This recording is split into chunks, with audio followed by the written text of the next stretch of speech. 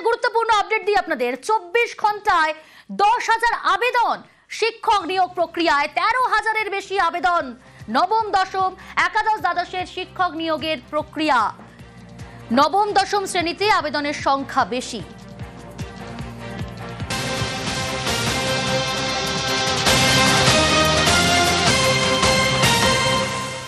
সোমবার রাতে এসএসসি নিয়োগ প্রক্রিয়ার লিঙ্ক চালু, আর 24 ঘন্টাতেই 10,000 আবেদন। আরো ডিটেল জানাবে সোমরাজ রয়েছে আমার সঙ্গে। সোমরাজ, এসএসসি তরফ থেকে কি দাবি করা হচ্ছে তাহলে?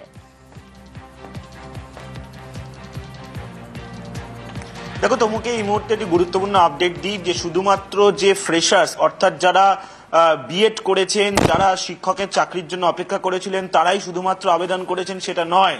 যারা ইন সার্ভিস টিচার, যারা কর্মরত শিক্ষক শিক্ষিকা, তারাও কিন্তু আবেদনের প্রক্রিয়ায় অংশ নিয়েছেন।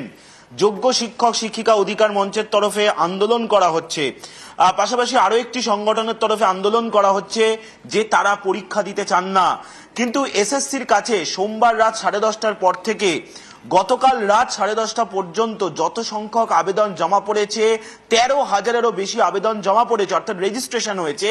এবং সেখানে যেটা দেখা যাচ্ছে, যারা কর্মরত শিক্ষক, যারা ইন সার্ভিস টিচার, তারাও কিন্তু আবেদন করেছেন। অর্থাৎ এই যে যোগ্য শিক্ষক শিক্ষিকা অধিকার মঞ্চের তরফে বারবারই দাবি করা হচ্ছিল যে তারা এই নিয়োগ প্রক্রিয়া অংশ নেবেন না, কিন্তু যেটা সূত্র মারফত জানা যাচ্ছে, যে ডেটা আসছে সেখানে দেখা যাচ্ছে যে কর্মরত শিক্ষকরাও তারাও কিন্তু আবেদন প্রক্রিয়ায় অংশ নিচ্ছেন, তারা কিন্তু আবেদন করছেন।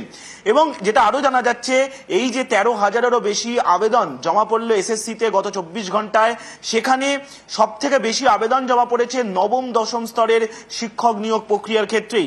তার কারণ নবম দশম এই যে শিক্ষক নিয়োগ প্রক্রিয়া, সেখানে শূন্য পদের সংখ্যা সব থেকে বেশি।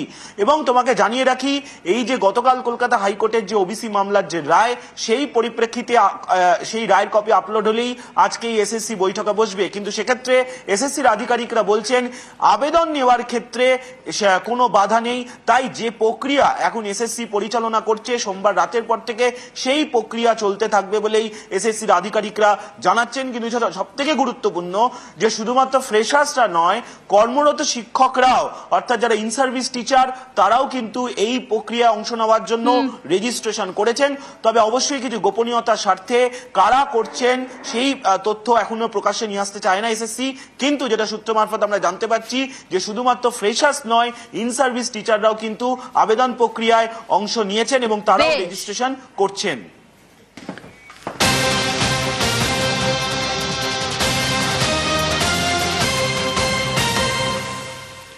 রাজ্য পুলিশের বড়সড় অভিযান এবং তাতেই সাফল্য। মালদার কালিয়াচকে প্রচুর আগ্নেয়াস্ত্র উদ্ধার। পুলিশের অভিযানে উদ্ধার 6 আগ্নেয়াস্ত্র। আরো ডিটেল আপডেট দেব, সেবক রয়েছে আমার সঙ্গে। সেবক, এই অভিযান কখন শুরু হয়, কি কি উদ্ধার করা হয়েছে, কি জানা যাচ্ছে এখনো পর্যন্ত?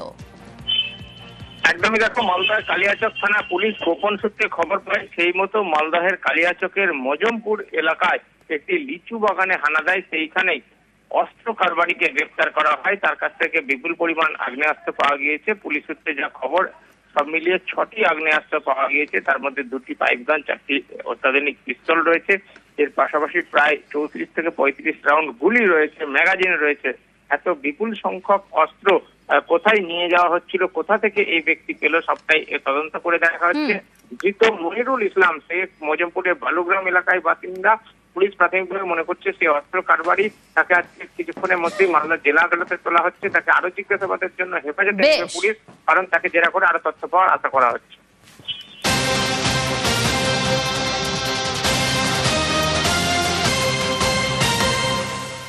আরো এক ব্রেকিং নিউজ, বড় সড়ো ডাকাতির ছক বানচাল। বীরভূমের কীর্ণাহারে ডাকাতির ছক বানচাল করলো পুলিশ। উদ্ধার করা হয়েছে ধারালো অস্ত্র সহ একাধিক সরঞ্জাম।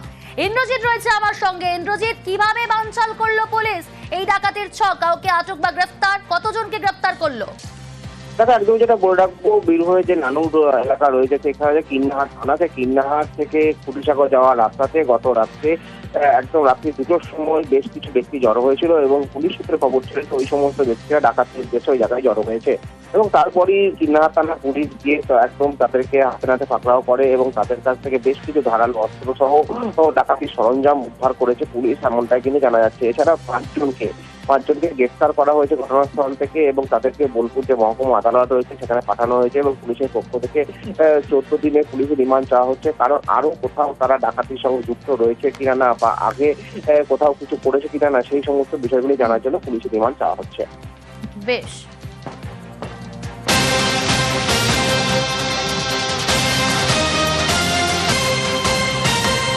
খর্দার দিকে নজর রাখা যাক। খর্দায় কাটা গ্যাসের কারবার আর কাটা গ্যাসের দোকানেই বিস্ফোরণে জখম এক।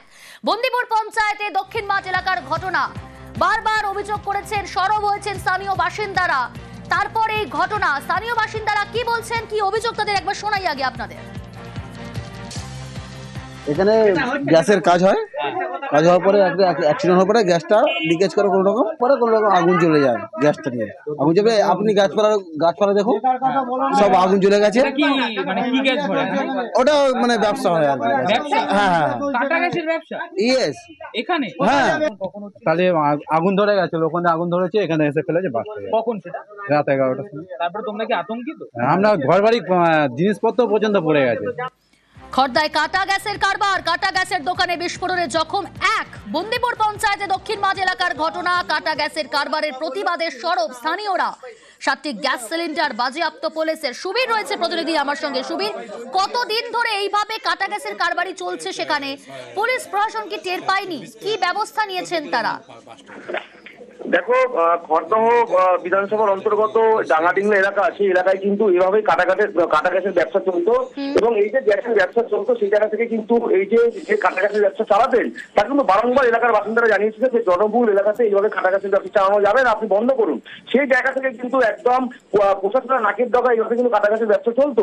এবার গতকাল রাত্রিবেলা যেভাবে বিস্ফোরণ হয় সেই জায়গা থেকে কিন্তু যে কাটা গ্যাসের ব্যবসা চালাতো যে ব্যবসায়ী সে যেমন আহত হয়েছে, পাশাপাশি এলাকার যে আরেকজন বাসিন্দা সেও কিন্তু আহত হয়েছে এবং এই যে বিস্ফোরণের ঘটনায় কিন্তু বড়সড় দুর্ঘটনা ঘটতে পারতো এবং যে ঘটনা এলাকার মানুষ সোচ্চার রয়েছেন, তারা বলছেন যে অবৈধ এইভাবে কিন্তু ব্যবসা এলাকার মধ্যে করা যাবে না এবং ঘটনাস্থলে পরিস্থিতি নিয়ন্ত্রণে নগর পুলিশ আছে এবং এই যে অবৈধ ব্যবসা চালানো হচ্ছিল 7টি কিন্তু অবৈধ সিলিন্ডার গ্যাস পুলিশ উদ্ধার করেছে এবং অভিযুক্ত যে আছে সে কিন্তু চিকিৎসাধীন হাসপাতালে। বেশ, প্রশাসনিকভাবে আমি যত আছে সমস্ত জায়গায় জানাবো এবং প্রশাসনিকভাবে এটা দেখার বিষয় আছে। কারণ হচ্ছে এই ধরনের ইনসিডেন্ট বা এই ধরনের কারবার যদি হতে থাকে তাহলে আগামী দিনের জন্য ভালো না। একটা ছবি দেখাবো আপনাদের। দেখুন, দুদিন ধরে হাসপাতাল এবং সেই হাসপাতালের মেঝেতে পড়েছিলেন এই রোগী। তার ক্ষতে পোকা, মাথায় ক্ষত, ছড়াচ্ছে দুর্গন্ধ। গতকাল সকাল থেকেই হাসপাতালের মেঝেতে পড়ে রয়েছেন বলে অভিযোগ। কোন হাসপাতাল? কৃষ্ণনগর শক্তিনগর জেলা হাসপাতালের ঘটনা এই ছবি। চিকিৎসক থেকে হাসপাতালের কর্মীরা দেখেও কোনো ব্যবস্থা নেয়নি অভিযোগ। হাসপাতালের দরজায় এসে দাঁড়িয়ে আছে এই ব্যক্তি, যার মাথায় ক্ষত এবং সেই ক্ষতে পোকা, দুর্গন্ধ বেরোচ্ছে। সমীর রুদ্র রয়েছে প্রতিনিধি আমার সঙ্গে। সমীর, একই ছবি দেখছি। হাসপাতালের তরফ থেকে কি বলা হচ্ছে? কেন কোনো রকম কোনো চিকিৎসা পেল না এখনো পর্যন্ত ওই ব্যক্তি? দেখো প্রিয়তা, কয়েকদিন ধরেই কিন্তু হাসপাতাল চত্বরে গেলে এই দৃশ্য দেখা যাচ্ছে।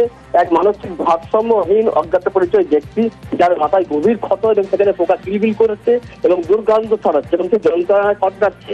এইভাবে কিন্তু হাসপাতালের দরজায় পড়ে আছে ঘন্টার পর ঘন্টা, কিন্তু কোনো হেলদোল নেই হাসপাতাল কর্তৃপক্ষের। ধরুন মাঝে মধ্যে তাকে সেখান থেকে উঠিয়ে দেওয়া হচ্ছে, সে কিন্তু আশ্রয় খোঁজে এদিক ওদিক ছুটে বেড়াচ্ছেন। এমনকি সে যখন জরুরি বিভাগের দিকে ছুটে যান চিকিৎসার জন্য, কেন কর্তব্যরত যে পাহারাদার রয়েছে বা সিকিউরিটি গার্ড রয়েছে তারা তাকে কিন্তু বার করে দেন এবং দরজা বন্ধ করে দেন। এরপরে সে আশ্রয় নাই কিন্তু তাকে ছেড়ে চলায়, কারণ বৃষ্টি হচ্ছিল। এই খবর যখন আমরা সংগ্রহ করতে যাই, সুপারের সঙ্গে যোগাযোগ করি, সুপার জানা ব্যবস্থা করার চেষ্টা করা হয়েছিল, কিন্তু যেহেতু মানসিক ভারসাম্যহীন তাকে হাসপাতালে ভর্তি করার ব্যবস্থা করা যায়নি। যদি কোনো সহৃদয় ব্যক্তি হাসপাতালে ভর্তি করার ব্যবস্থা করেন সেক্ষেত্রে তার চিকিৎসা করা হবে। আর এখানেই প্রশ্ন হচ্ছে, তাহলে কি হাসপাতাল কর্তৃপক্ষের কোনো দায়ী নেই? কারণ হাসপাতাল চত্বরে কিন্তু এই ব্যক্তি ঘন্টার পর ঘন্টা, দিনের পর দিন এইভাবে পড়ে আছেন, যাদেরকে মানে এখনো পড়ে রয়েছে সমীর, ন্যূনতম চিকিৎসাও তিনি পাননি না, কোনো চিকিৎসার ব্যবস্থা করা হয়নি। এইভাবেই তার কিন্তু কয়েকদিন ধরে পড়ে আছেন এবং হাসপাতাল কর্তৃপক্ষ কিন্তু দায়ী ছেড়েছেন এই বলে যে অন্য কেউ যদি দায়িত্ব নেয় তাকে ভর্তি করে তবে তার চিকিৎসা। সঙ্গে থাকো, হাসপাতালের সুপার কি বলছেন একবার শোনাই দর্শকদের।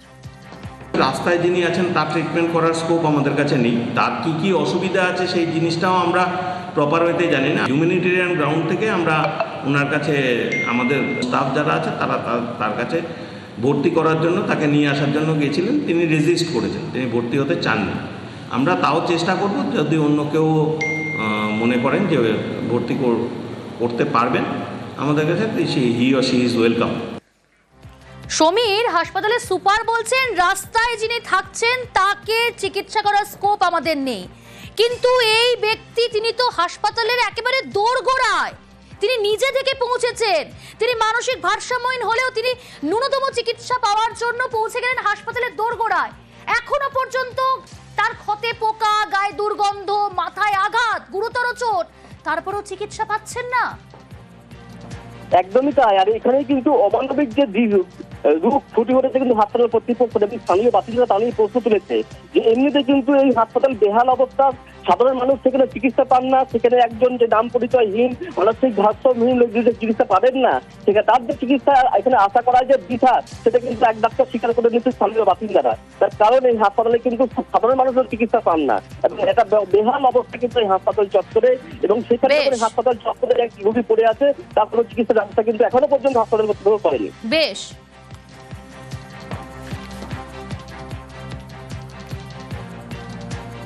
অন্যদিকে নিখোঁজ মানসিক ভারসাম্যহীন যুবককে পরিবারের কাছে ফেরালো ঝাড়গ্রাম পুলিশ। 2 বছর আগে কেরলের তিরুবনন্তপুরম থেকে নিখোঁজ হয় ওই যুবক। বেলিয়াবেড়া থানার উদ্যোগেই কেরলের বাড়িতে ফিরল ছেলে। গোপীবল্লভপুর 2 নম্বর ব্লক, সেই ব্লকের বিভিন্ন গ্রামে ঘুরে বেড়াতো ওই যুবক। রাজু রয়েছে আমার সঙ্গে। রাজু, কিভাবে ফেরানো হলো, পুলিশ সূত্রে কি খবর? দেখো প্রিয়াঙ্কা, প্রথমত বলে রাখি, পুলিশের কাছে এই খবর এসে পৌঁছায় গতকাল সন্ধ্যে নাগাদ এবং পুলিশ তদন্ত শুরু করে এবং সেই ব্যক্তিকে সেখান থেকে উদ্ধার করে পুলিশ নিয়ে আসেন। এবং পুলিশের যে মানবিক মুখ, সেই মানবিক মুখ আবার দেখা পড়েছে, কারণ এর আগেও বিভিন্ন সময় দেখা গেছে যে সমস্ত মানুষজন নিখোঁজ হয়ে যান তাদেরকে উদ্ধার করা, এবং বিভিন্ন সময় বিভিন্ন জায়গায় নিখোঁজ হয়ে যাওয়া যে মানুষজন রয়েছেন তাদেরকেও উদ্ধার করে। এবারও দেখা গেল যে বেরিয়াবেড়াতে এক মানসিক ভারসাম্যহীন ব্যক্তি ঘুরে বেড়াচ্ছিল এবং সেই খবর গিয়ে পৌঁছায় বেলিয়াবেড়া থানার কাছে, এবং পুলিশের উদ্যোগে সেই ব্যক্তিকে সেখান থেকে উদ্ধার করা হয় এবং তারপরেই তার পরিবারের যোগাযোগ এবং পরিবারের হাতে তুলে দেওয়া হয় পুলিশের তরফ থেকে। বেশ।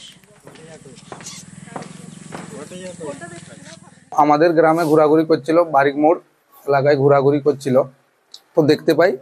তো দেখার পর ওকে নাম জিজ্ঞাসা করলাম, নাম বললো, মানে কেরালা ভাষায় নাম বললো। নাম বলার পর আমি গুগল থেকে নাম্বার নিয়ে, কেরালা ডিস্ট্রিক্ট পুলিশের নাম্বার নিয়ে ওখানকার এসপি সাহেবের সঙ্গে কথা বলি। কথা বলার পর যিনি হারিয়ে গেছেন ওনার সঙ্গে ওখানকার পুলিশের যোগাযোগ করে কথা বলাই। ও নিজের অ্যাড্রেস বলতে পারে। এখান থেকে ওর ফটো পাঠানো হয়েছিল, ওখানকার পুলিশ দেখলো, দেখার পর কনফার্ম হয়ে মোটামুটি ওর অ্যাড্রেস পাওয়া গেছে। ওর দাদা এসছে, আজকে নিয়ে যাবে ওকে।